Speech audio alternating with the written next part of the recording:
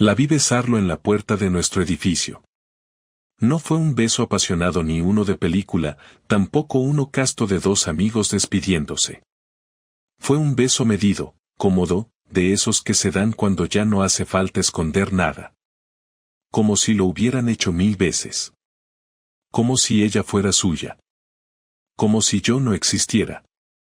Era martes por la tarde, 18:42 exactamente. Lo recuerdo porque estaba en la esquina con una bolsa de Mercadona en cada mano, esperando que el semáforo pasara a verde, y me quedé paralizado. Me costó unos segundos reconocerla. El pelo suelto, rizado, el abrigo de paño beige que yo mismo le regalé el invierno pasado, y ese bolso que juró que no necesitaba pero terminó comprando igual. El tipo, un poco más joven que yo, con barba recortada y una sudadera gris. Él estaba relajado, con las manos en los bolsillos. Ella sonreía. Cuando el semáforo pitó y la gente empezó a cruzar, yo no me moví. Me quedé allí, clavado, con las bolsas colgando. Y los vi separarse con naturalidad. Él se fue hacia la calle paralela, caminando despacio, y ella entró al edificio sin mirar atrás. No usó las llaves. Tocó el telefonillo.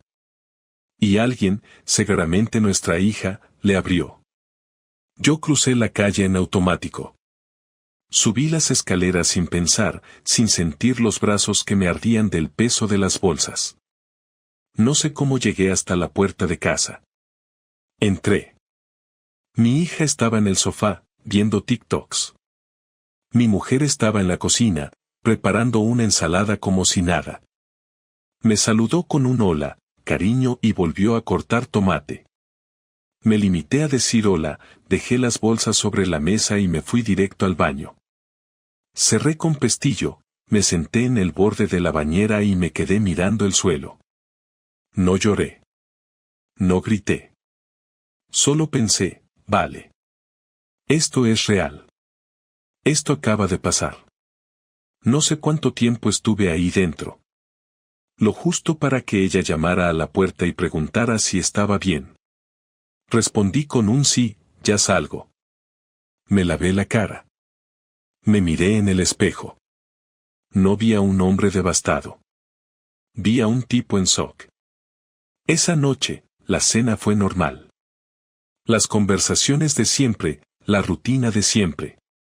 Ella estaba relajada, incluso de buen humor. Yo apenas probé la comida. Fingí un leve dolor de cabeza y me fui a la cama antes que ellas. No dormí. Solo escuché. Escuché cómo fregaba los platos. Cómo se reía con nuestra hija en el salón. Cómo caminaba descalza por el pasillo. Y finalmente, cómo se metía en la cama, a mi lado, y suspiraba profundamente. Como quien se tumba en su sitio seguro. Esa noche entendí que todo lo que pensaba que era sólido, no lo era. ¿Sabes lo jodido del asunto? Que al día siguiente me levanté y fingí que no había pasado nada. La besé en la mejilla al salir de casa. Le preparé el café como siempre. Me despedí con un que tengas buen día. Incluso hice una broma sobre el tráfico. No porque fuera un cobarde. Sino porque necesitaba tiempo. Necesitaba entender qué coño estaba pasando. Si lo había visto bien. Si era una locura mía.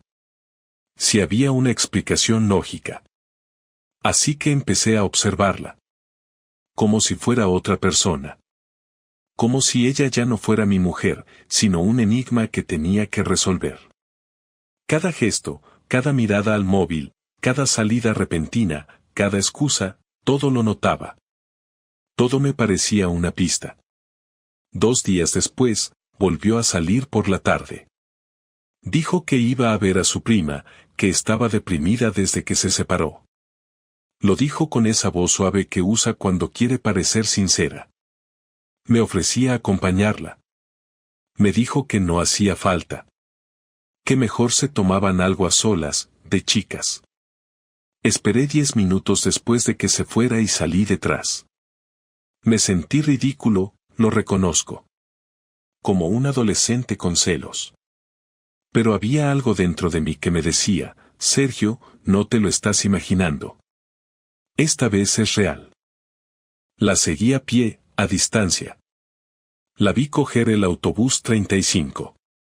Me subí también, más atrás. Se bajó cerca del centro, en una parada donde no vive ninguna prima. Caminó 3 calles, mirando el móvil. Y se paró frente a una cafetería. Él ya la estaba esperando en la mesa de la esquina, en la terraza.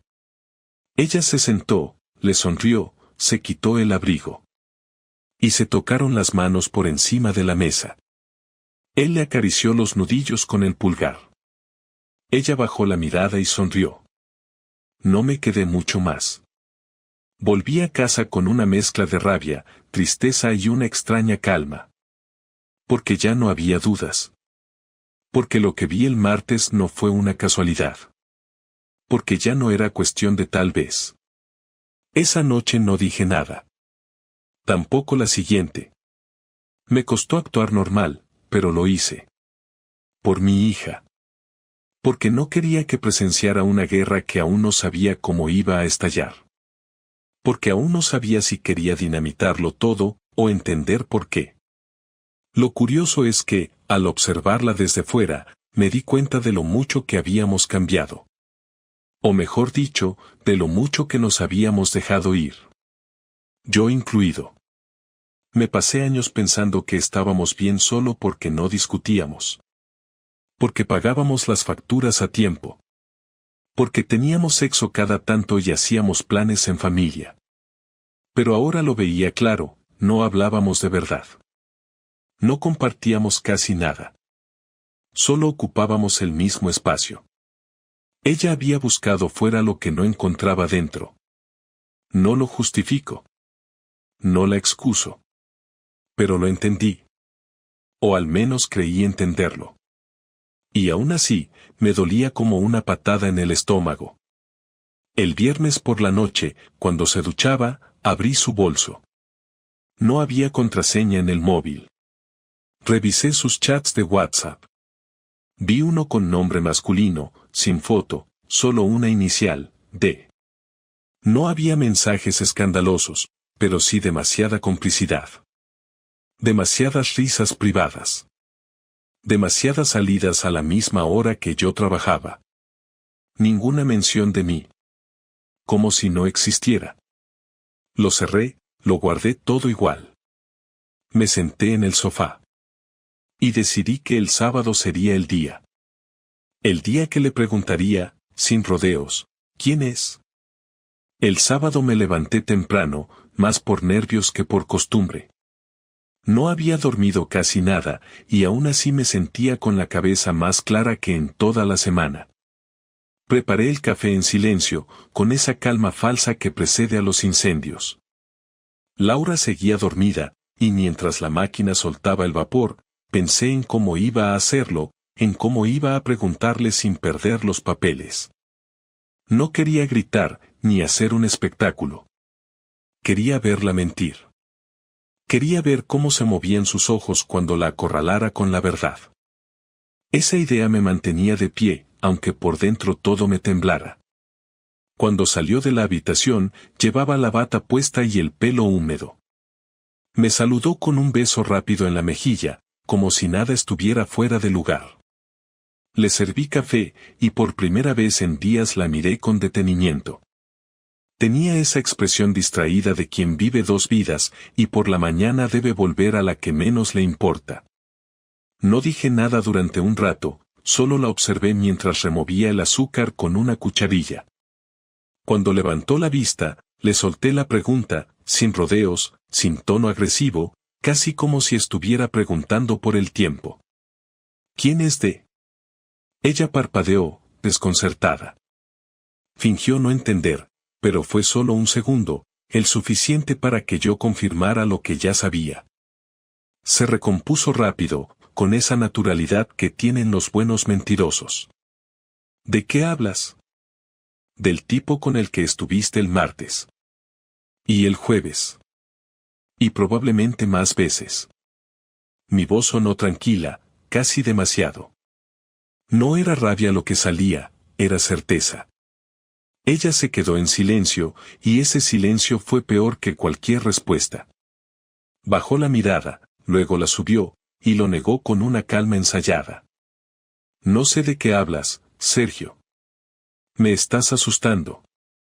No te asustes, le dije, apoyando los codos sobre la mesa. Solo quiero saber quién es. No hay nadie, repitió, levantándose. Entonces no tendrás problema en decirme con quién estabas en la cafetería de la calle San Miguel el jueves a las 6. El sonido de la cucharilla al caer contra el plato fue lo único que se escuchó. Se quedó quieta, con las manos apoyadas en el respaldo de la silla. La vi respirar hondo, buscando una salida. ¿Fuiste detrás de mí? Sí. Eso es enfermizo, Sergio. Puede ser. Pero al menos no es una traición. El golpe fue directo, y lo notó. Su expresión cambió. Ya no intentaba disimular, ahora estaba molesta, quizá por haber sido descubierta, o quizá por el control que había perdido. No lo entiendes, dijo, bajando el tono. No pasó nada. ¿Y qué es nada para ti? ¿Besarlo en la puerta del edificio también es nada? Me miró sorprendida. No esperaba que lo hubiera visto. Dio un paso atrás, como si el suelo se hubiera movido. No fue lo que crees. Claro, nunca lo es. Sergio, por favor, su voz se quebró, pero no de tristeza, sino de frustración. No me montes una escena. Me reí, sin poder evitarlo. No una carcajada, sino esa risa seca de quien ya no puede creer lo que oye. ¿Una escena? ¿En serio? Te estoy preguntando por el hombre al que besas cuando crees que no te ve nadie. Y tú me pides calma. Ella cruzó los brazos, y por primera vez en toda la conversación se la vio nerviosa de verdad. Caminó hasta la ventana y se quedó mirando la calle. Yo esperé. No tenía prisa. Sabía que, tarde o temprano, hablaría. No fue algo planeado, dijo por fin. Empezó en el trabajo. Él entró hace unos meses, y nos tocó hacer un proyecto juntos. Me hacía reír, me escuchaba. No buscaba nada, pero las cosas se fueron dando. Las cosas no se dan, Laura. Se eligen. Sí, lo sé. Y fue un error. Un error que repites varios días a la semana. Qué curioso. Ella giró la cabeza y me miró con una mezcla de culpa y rabia, como si mi calma la provocara más que mis palabras. No entiendes cómo estaba, continuó. Hace meses que no me miras, que no me hablas más allá de lo necesario. Todo es rutina, todo es trabajo, todo es lo mismo. Un día sentí que no existía, y de repente alguien me recordó que todavía podía sentir algo. Ah, perfecto, respondí, sin alzar la voz. O sea, me engañaste porque te aburrías. No digas eso. Dímelo tú entonces, con tus palabras. ¿Qué querías? ¿Un poco de emoción? No, quería recordarme que estaba viva. Y para eso tenías que follarte a otro. Ella apretó los labios, sin contestar. No había insulto, ni golpe, ni palabra que pudiera cambiar lo que ya estaba claro. Había cruzado una línea. Y lo peor era que, al mirarla, comprendí que no se arrepentía del todo. Quizás de haber sido descubierta, pero no de haberlo hecho. Nos quedamos callados unos segundos. Se escuchaba el sonido lejano de los coches y el tic-tac del reloj de la cocina. Pensé en levantarme y marcharme, pero no podía dejarlo así. Necesitaba entender hasta dónde había llegado. ¿Desde cuándo? Pregunté. Unos 2 meses. ¿Y qué se supone que debo hacer ahora? No lo sé, Sergio. No lo planeé. No quise que pasara así. Pero pasó. Sí. ¿Y lo quieres? Esa pregunta la partió. Lo vi. Bajó la mirada, y en ese gesto estaba toda la verdad que me faltaba. No respondió. No hacía falta. Me levanté, fui hasta la nevera, abrí una botella de agua y bebí directamente del pico. Tenía la garganta seca, la cabeza ardiendo. Ella seguía en el mismo sitio, quieta, con los brazos cruzados, temblando apenas. No sé si hay arreglo para esto, dije al fin. No porque no pueda perdonar, sino porque ya no confío. Y sin confianza no queda nada. Ella asintió, sin mirarme. Lo sé. ¿Él sabe que estás casada? Sí. ¿Y qué piensa? Que me voy a separar. ¿Y vas a hacerlo? Tardó en responder, como si buscara las palabras correctas para no hundir más el barco. No lo sé. Me reí otra vez, pero ya sin rabia. Era una risa vacía. Qué bien, dije. O sea que ni siquiera estás segura de querer seguir aquí. No me hagas elegir ahora. No hace falta que elijas, Laura. Ya lo hiciste el día que decidiste abrirle la puerta. Ella dio un paso hacia mí, quizá para tocarme, para calmar las cosas, pero la detuve con la mirada. No podía soportar ni un gesto de compasión. No me toques. No aún. Fui al dormitorio, saqué una mochila y empecé a meter ropa sin pensar. Ella apareció en el marco de la puerta.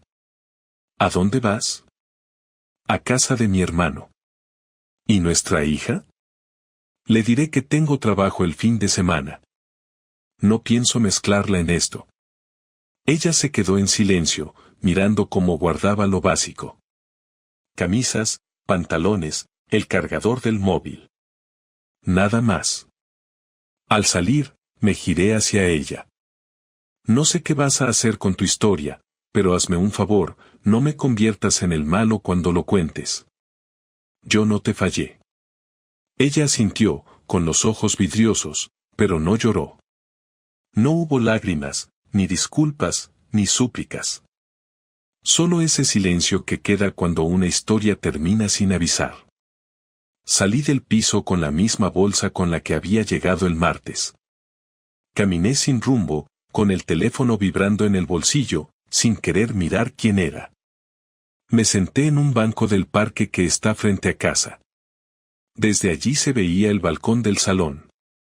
Pensé en los desayunos, en las películas, en los años que ahora parecían parte de otra vida.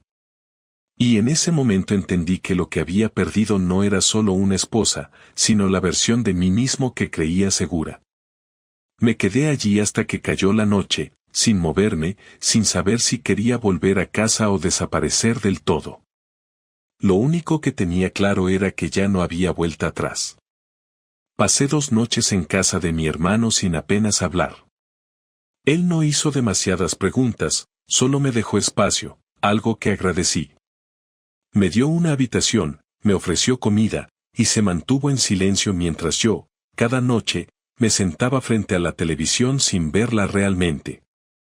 No tenía hambre, no tenía sueño, y cada vez que cerraba los ojos me venía a la cabeza la imagen de Laura con ese tipo, el beso, la cara que puso cuando le pregunté, su silencio cuando le pedí la verdad. No podía quitarme esa escena de encima, como si se hubiera tatuado en mi cerebro. El segundo día, cuando me duchaba, pensé en todo lo que habíamos construido y lo poco que parecía significar ahora. 15 años juntos, una hija, hipoteca, rutinas, cenas, peleas, reconciliaciones, todo eso parecía reducido a polvo con una sola decisión. Me sentía estafado, como si hubiese estado invirtiendo en algo que ya no existía. Esa misma tarde, después de comer, salí a caminar por la ciudad. No tenía rumbo, pero necesitaba moverme. Mientras caminaba, empecé a pensar de forma diferente. Ya no se trataba solo del dolor. Me venían ideas a la cabeza que, hasta ese momento, había bloqueado. Pensé en cómo reaccionarían sus padres si supieran la verdad, cómo lo asumiría su jefe si recibiera una copia de los mensajes que había leído, cómo afectaría a su trabajo, a su entorno, a su imagen de mujer correcta. Pensé también en él, en ese tipo que aparecía en su vida como si tuviera derecho a ocupar un espacio que no le correspondía. ¿Sabía que estaba destruyendo una familia? ¿Le daba igual? ¿Era un ingenuo o un hijo de puta? Y ahí fue cuando me di cuenta de que no podía quedarme parado. Que si dejaba que las cosas siguieran su curso, ella terminaría contándolo a su manera, disfrazando la historia, victimizándose, haciendo de mí el culpable de su aburrimiento, su desconexión, su traición. Esa noche me senté frente al ordenador del salón de mi hermano. No sabía por dónde empezar, pero tenía claro el objetivo. Quería que todo quedara registrado, documentado, como un informe de lo que había pasado. Abrí un documento y empecé a escribir. Puse fechas, lugares, nombres, detalles. Describí los mensajes que había leído, los horarios de sus salidas, los días que coincidían con los momentos en que decía estar en otro sitio. Lo escribí todo con frialdad, como si no fuera yo quien lo vivía. Como si fuese el encargado de narrar la caída de otra persona. Cuando terminé, ya eran las 2 de la madrugada. Me dolía la espalda, las muñecas, los ojos, pero no sentía cansancio. Lo que sentía era algo más cercano a la precisión, como cuando sabes que estás haciendo lo correcto, aunque no sea bonito. Guardé el archivo en un pendrive, lo metí en el bolsillo y me acosté sin decir nada. Al día siguiente volví a casa. No llamé ni avisé. Tenía llaves y no pensaba pedir permiso. Eran las 11 de la mañana y nuestra hija estaba en el colegio. Laura estaba en la cocina, trabajando con el portátil. Cuando me vio entrar se quedó inmóvil, como si no esperara volver a verme. No dijo nada, solo se levantó lentamente y esperó a que yo hablara. No vengo a hablar de nosotros. Vengo a explicarte cómo van a ser las cosas a partir de ahora. Ella no respondió, ni se sentó, solo me miraba con los brazos cruzados.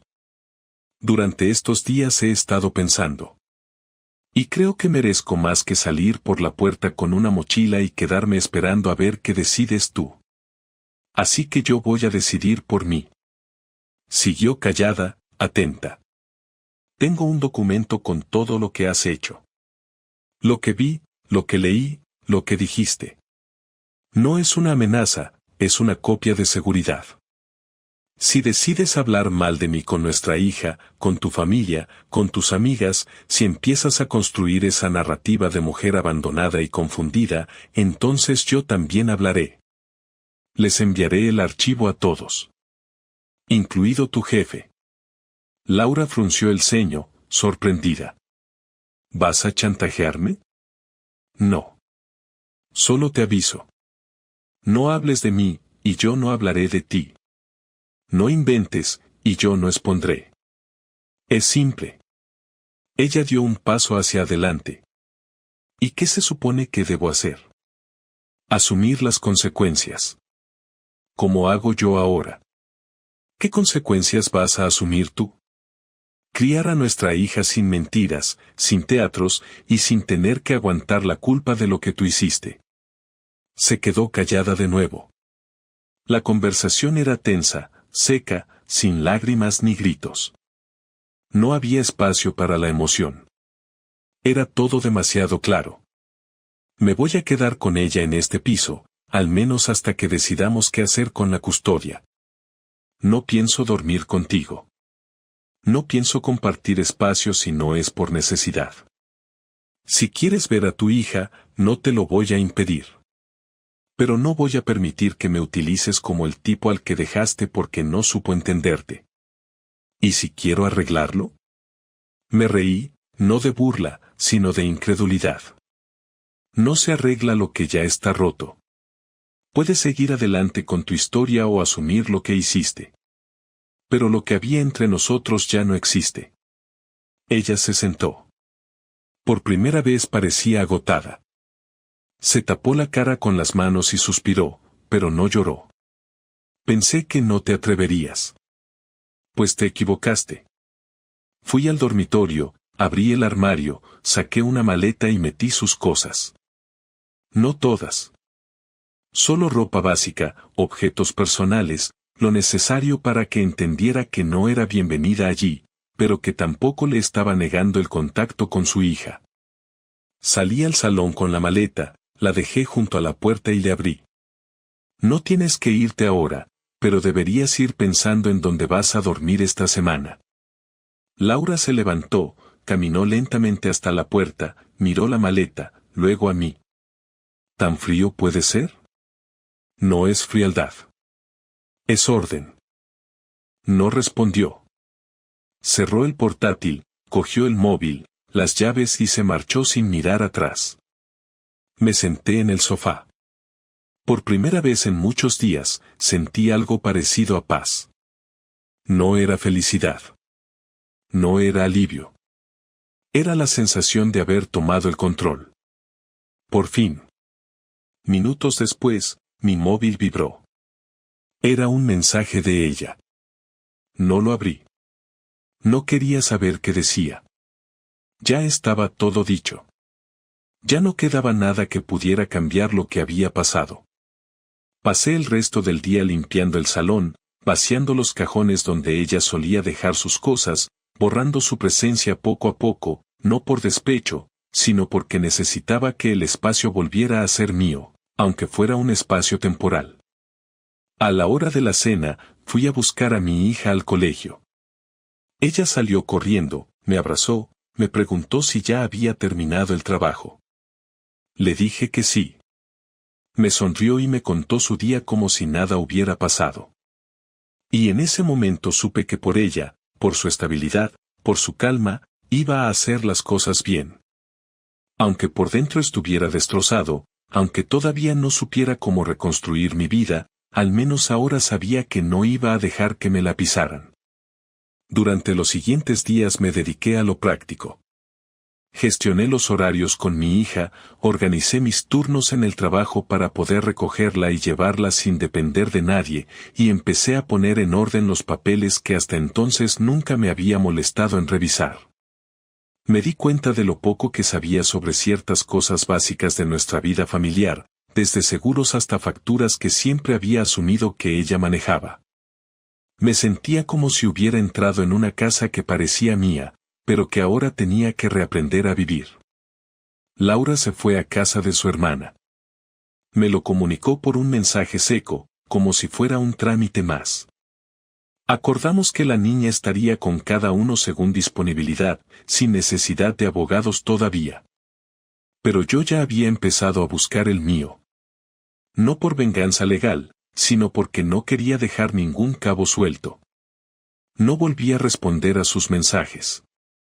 Solo los que tenían que ver con nuestra hija.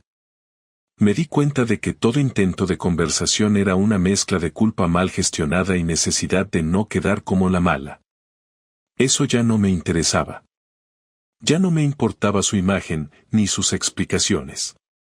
Lo único que me preocupaba era que nuestra hija estuviera bien, y que todo el mundo que aún nos rodeaba entendiera lo que había pasado, sin necesidad de que yo dijera nada. Y fue entonces cuando decidí que no bastaba con haberla echado de casa. No bastaba con guardar silencio. Porque el silencio, en este tipo de situaciones, solo beneficia a quien quiere tapar su culpa. No iba a montar una escena pública ni a publicar fotos ni conversaciones. No iba a hacer nada infantil. Pero sí iba a asegurarme de que su entorno supiera lo mismo que yo. No por rencor, sino por justicia. Ella no iba a pasearse por las reuniones familiares con su cara de víctima, ni a contar su versión lavada de los hechos a sus amigas. Iba a tener que enfrentar la verdad en cada conversación incómoda que tuviera con quienes aún creían que éramos una pareja sólida. Empecé por lo más sencillo, recopilar pruebas. No necesitaba muchas. Tenía capturas de pantalla, los mensajes, las fotos del encuentro en la cafetería. Todo sin forzar, sin manipular. Lo justo para mostrar lo que era evidente. Armé un dossier en papel, sin adornos, sin comentarios, solo los hechos. Lo imprimí todo y lo metí en sobres individuales. Uno para su madre, otro para su padre, uno más para su hermana, y un cuarto para su jefe, por si ella decidía ir por el camino de la autocompasión laboral. En cada sobre incluí una nota que decía lo siguiente: no busco escándalos. Solo que sepas la verdad. No necesito tu opinión, ni tu intervención. Solo tu información. El sábado por la mañana, mientras mi hija estaba en clase de pintura, llevé los sobres personalmente. No llamé. Los dejé en los buzones o los entregué a porteros. Solo en el caso de su hermana, toqué el timbre. Me abrió con cara de incomodidad, como si supiera que algo venía. Le tendí el sobre sin hablar. Cuando lo tomó, solo dije: está todo ahí. Ya no soy el malo de esta historia. Cerró la puerta sin decir palabra. No me importó. Había hecho lo que tenía que hacer. Esa misma tarde me llamó su madre. No contesté. Me dejó un mensaje largo que escuché en el baño con la puerta cerrada. Empezaba con un tono conciliador, intentando entender, pero terminaba pidiendo disculpas por su hija. Decía que no sabía nada, que estaba en shock. No respondí. Tampoco respondí al mensaje que me dejó su hermana 2 horas después, ni al de su prima, que al parecer también había recibido su versión de los hechos durante las últimas semanas. Ninguna de ellas mencionó a D, ni el beso, ni los mensajes. Solo hablaban de problemas, de distancia, de confusión. Lo de siempre. Por eso no respondí. Porque ya no tenía ganas de explicar cosas que no tenían explicación. A la mañana siguiente, mientras hacía la colada, recibí un mensaje de Laura. Era largo.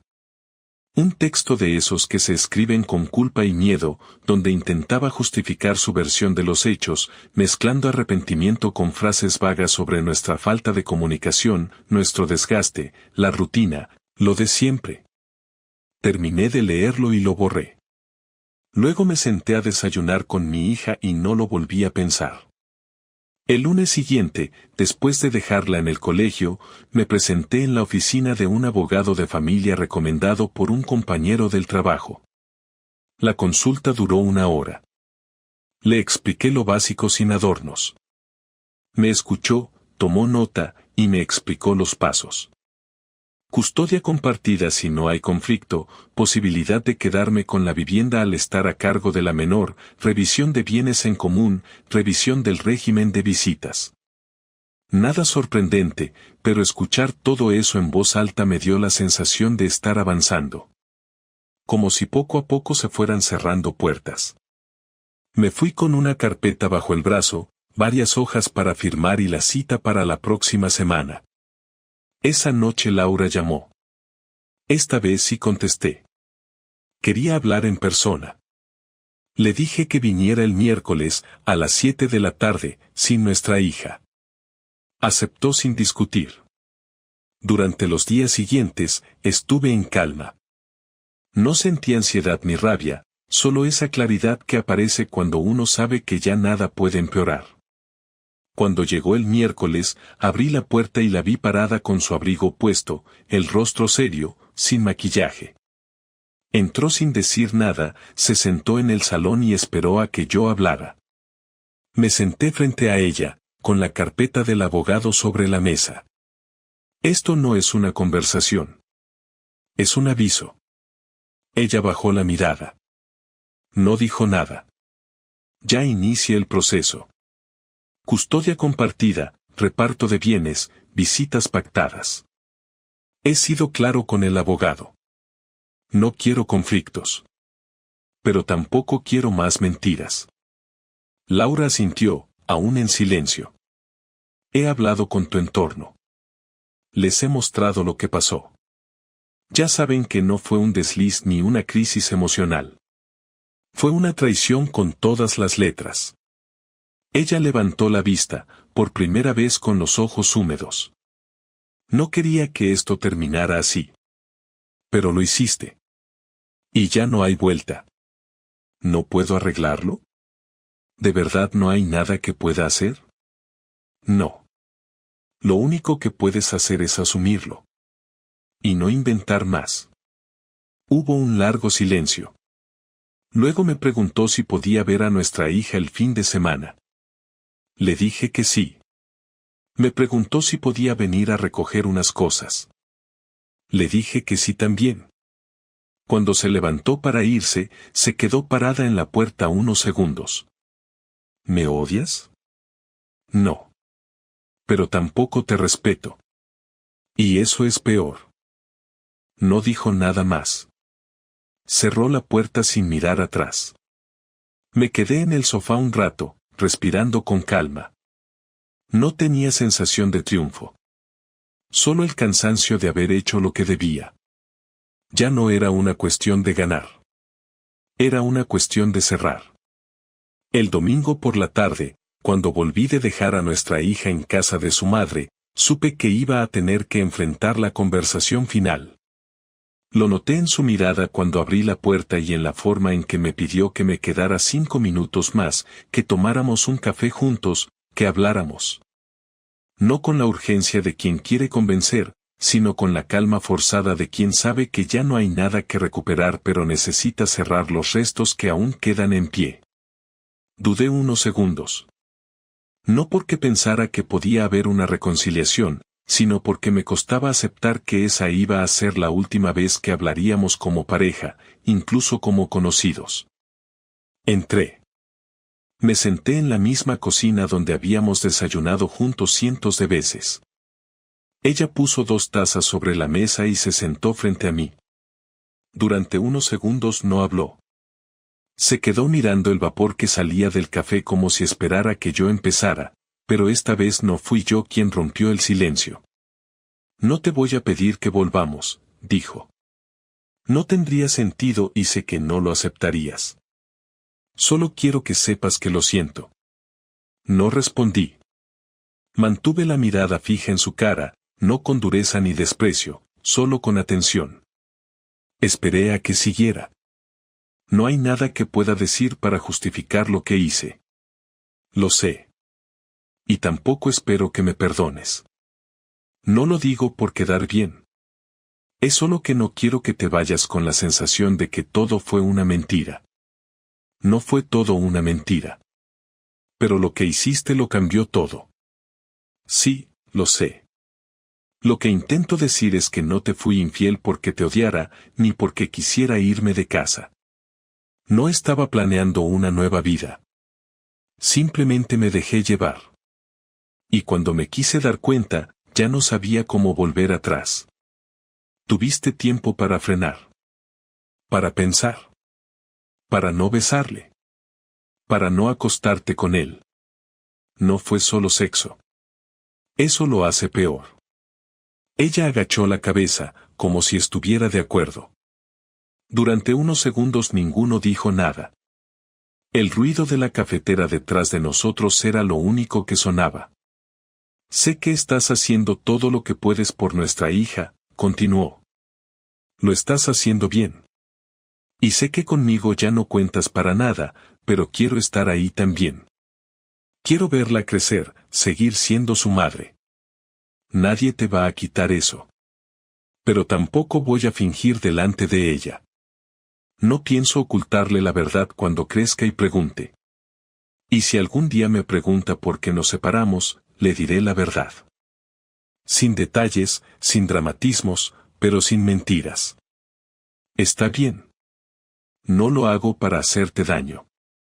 Pero tampoco voy a permitir que crezca creyendo que los adultos hacen lo que les da la gana sin consecuencias. Lo entiendo. Nos quedamos en silencio unos segundos más. Ella bebió un sorbo de café y dejó la taza sobre la mesa con suavidad. Luego me miró de nuevo. ¿Tú crees que vas a poder rehacer tu vida? No lo sé. Supongo que sí, algún día. No estoy pensando en eso ahora. ¿Crees que yo podría rehacer la mía? No es asunto mío. Ella no replicó. Bajó la vista y asintió. Como si esa respuesta hubiera sido la que esperaba. Me he sentido sola. Y no lo digo como excusa. Pero me he sentido sola durante mucho tiempo. Y no te lo dije, no lo supe decir. Y tú tampoco supiste verlo. Estábamos los dos desconectados. Pero tú fuiste quien cruzó la línea. Sí. Lo que me cuesta entender, todavía, es por qué seguiste. Después de la primera vez, después del primer mensaje, del primer encuentro. ¿Qué te daba que no pudieras tener conmigo? No me juzgaba. No me pedía nada. Solo me escuchaba. Yo también te escuchaba, Laura. No era lo mismo. Tú estabas cansado, siempre tenías cosas en la cabeza, y cuando te hablaba me respondías con monosílabos o con soluciones. No quería soluciones. Solo quería que me escucharas sin intentar arreglarme. No sabías pedirlo. Y yo no sabía leerlo. Ya lo sé. No cambia nada. Pero lo entiendo. ¿Te hubiera dolido menos si hubiera sido solo sexo? No. Me habría dolido igual. Ella cerró los ojos un momento, como si necesitara respirar hondo. Luego los abrió y me miró de frente. Voy a firmar los papeles sin discutir nada. Puedes quedarte con el piso. Y si necesitas que firme lo que sea para que la niña esté contigo más tiempo, lo haré. No estoy buscando dejarte fuera. Solo quiero que sepas que ya no somos un equipo. Nunca lo fuimos del todo. Puede ser. Y eso también fue culpa mía. No tiene sentido buscar culpables. Ya está hecho. ¿Y si no hubiera pasado? ¿Y si me hubiera contenido? ¿Crees que seguiríamos juntos? Sí. Pero no felices. ¿Y ahora tú eres feliz? No. Pero estoy en paz. Laura se levantó y empezó a recoger las tazas. Las llevó al fregadero, abrió el grifo, enjuagó una, luego la otra. Yo seguí sentado, con las manos entrelazadas sobre la mesa. Ella volvió y se paró a 1 metro de mí. No quiero que me odies. No te odio. Pero tampoco voy a mirar atrás. Si algún día te arrepientes. De ti, no. Solo de no haberme dado cuenta antes. Nos miramos un momento más, largo, sin reproches. Solo 2 personas que habían llegado al final del camino, cada una cargando con lo suyo. Me levanté. Me acerqué a la puerta. La abrí. Ella entendió que era momento de irse. Salió sin prisa. Cuando cruzó el umbral, se giró. Gracias por no gritar. No me queda energía para eso. Cuídate. Hazlo tú también. La puerta se cerró detrás de ella y me quedé de pie, solo, en silencio. Esa había sido la última conversación. No necesitaba más. No quería más. Ya estaba todo dicho. El pasado quedaba atrás y lo único que me esperaba era una vida distinta. No mejor, no peor, solo distinta. Después de aquella conversación, todo se volvió extraño, no por lo que dijimos ni por cómo lo dijimos, sino por la ausencia absoluta de emoción una vez terminamos. No hubo nostalgia, ni ese vacío que a veces dicen que queda cuando se termina una relación larga, ni siquiera rabia contenida. Era como haber apagado un interruptor. Me costó entenderlo los primeros días. Me levantaba por la mañana y seguía con mi rutina como si nada hubiera pasado, como si llevar años compartiendo la vida con ella no hubiese significado tanto, como si aquella etapa ya perteneciera a otra persona. Tal vez era una forma de protección.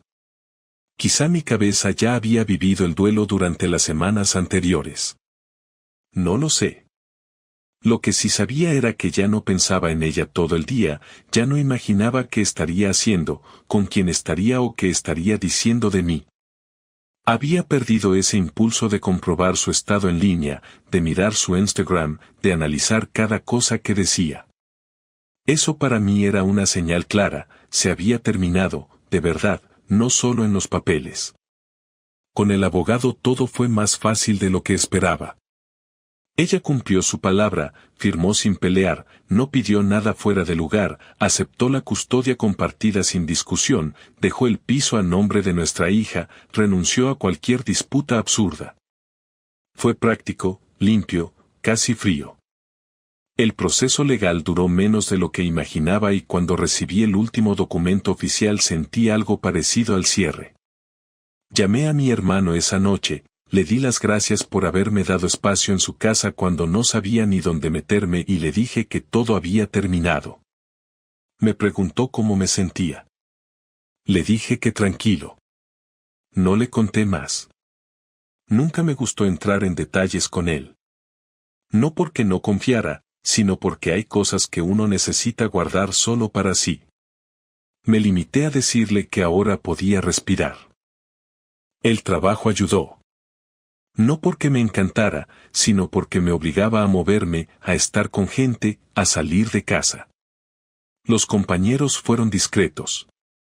Algunos sabían, otros no preguntaron. Y eso me vino bien.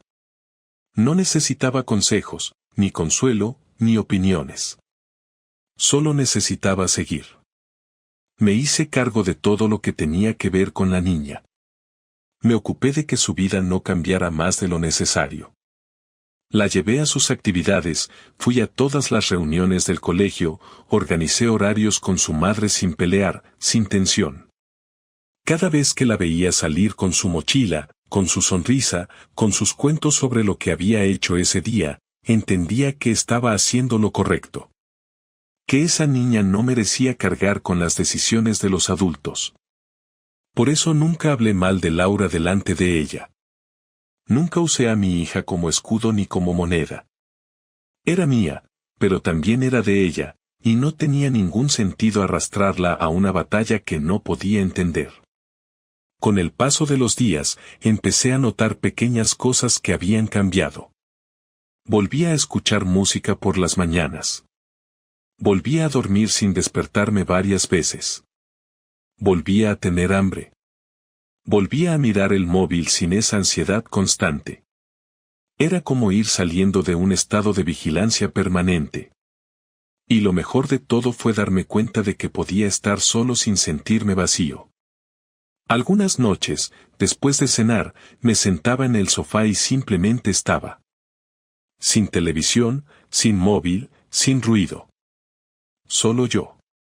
Y no dolía. Era nuevo, pero no dolía.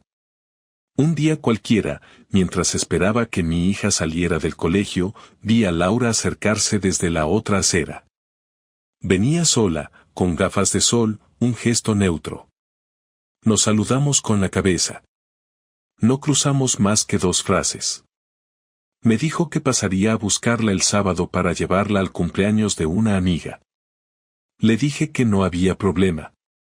Me agradeció y se fue. No sentí nada. Ni pena ni rabia. Fue como ver a una antigua compañera de trabajo.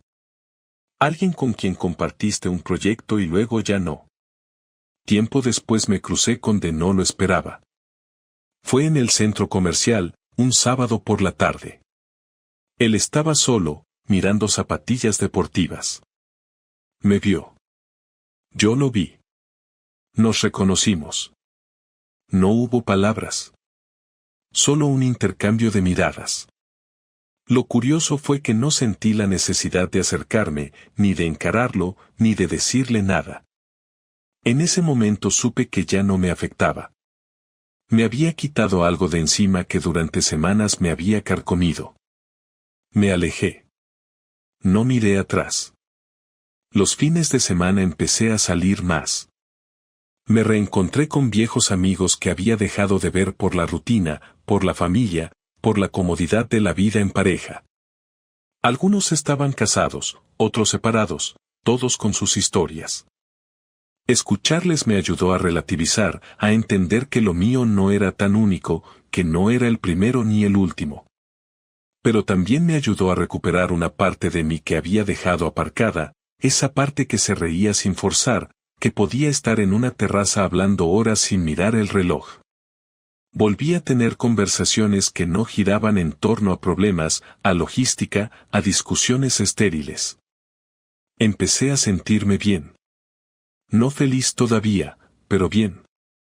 Una noche, después de dejar a mi hija dormida, me senté en el salón con una copa de vino. Encendí la luz tenue, miré el comedor, las estanterías, el sofá donde tantas veces nos sentamos los tres. Me di cuenta de que nada de eso me dolía ya. Que la casa había vuelto a ser un lugar habitable. No perfecto, pero mío.